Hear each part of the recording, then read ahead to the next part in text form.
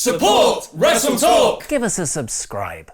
Becky Lynch's suspension is over. Becky Lynch's suspension is back on. And Charlotte's taking her place against Ronda Rousey at WrestleMania. What? Oh, and we've got new Raw Tag Team Champions. I'm Oli Davis. Give us a subscribe. Press the thumbs up button. Tell me if you think removing Becky Lynch from the WrestleMania 35 event is a good idea, because I'll be replying to people from out of nowhere. And click the eye above my head to give your rating, where you can choose from Rawsome, Core, Average, Poor, and Rawful, as I review the 11th of February 2019 edition of Monday Night Raw in about 4 minutes. Stephanie McMahon and Triple H open the show with an in-ring promo like it's 2000 all over again, or 2014 all over again, or 2018 all over again. It's a new era, yes it is. Becky Lynch interrupted them, where it was revealed she's been medically cleared by both her own and WWE doctors. A neatly consistent storyline touch, with Lynch suspicious of the promotion. There's just one more teeny tiny thing she needs to do to get her WrestleMania 35 main event back on though. She needs to apologise to Triple H and Stephanie. Just as early noughties UK boy band Blue once sang in their totally original song, Sorry Seems to Be the Hardest Word, this set off a night-long thread of Becky wrestling with her dilemma backstage. Ronda Rousey trash-talked her, Alexa Bliss tried to steal her WrestleMania spot, and her former real-life wrestling teacher Finn Balor just talked about how he's gonna beat Bobby Lashley for the Intercontinental title. Cheers, Finn. He made Brock Lesnar believe. Unfortunately, none of those wrestlers who gave Becky advice included her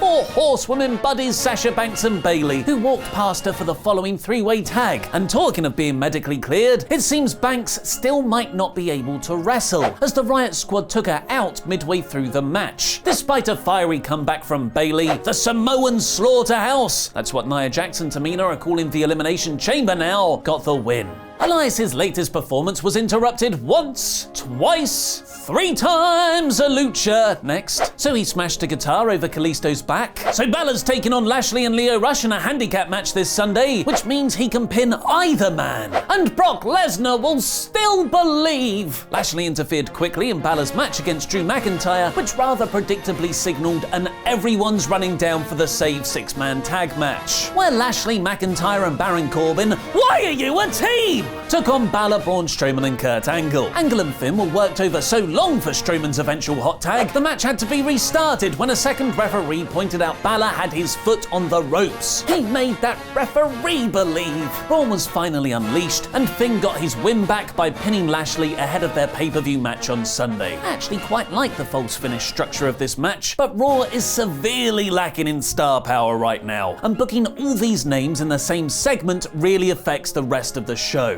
Kevin Owens revealed in a mobile phone promo he's a month away from returning and doesn't know if he's going to Raw or SmackDown. This was a totally different presentation of Owens, showing him with family and friends hanging out at a bowling alley, hinting towards him being a babyface when he comes back. Ruby Riott rather unceremoniously beat Nikki Cross in front of a dead crowd ahead of her booking from out of nowhere match against Ronda this Sunday. Seth Rollins cut an in-ring promo admitting that he did indeed take 6 F5s, so an F30, quick maths. But in being dominated by Brock so completely, he made him believe, hey, that's Finn Balor's gimmick. And so the dance begins again. Brock is hardly around in the build-up to WrestleMania, and a former Shield member has to build an entire feud with Paul Heyman. The segment had a very cool end though, when Dean Ambrose interrupted just to tell Seth, slay the beast. It was a genuinely nice moment, a kind of kayfabe goodbye, imbued with the real-life story of Dean leaving the company and his Shield brothers soon.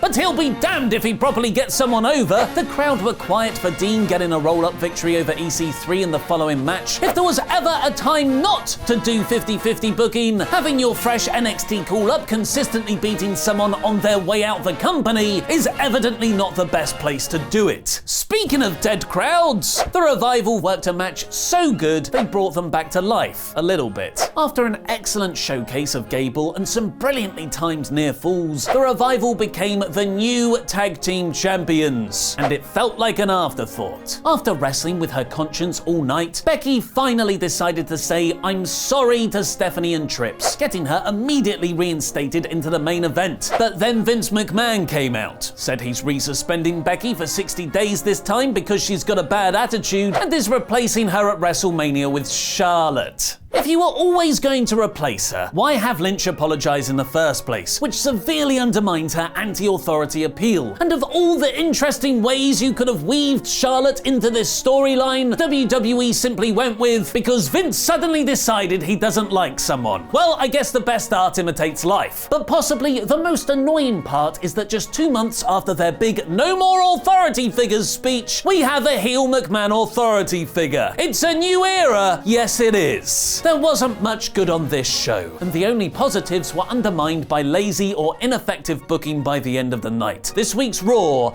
is a low pour.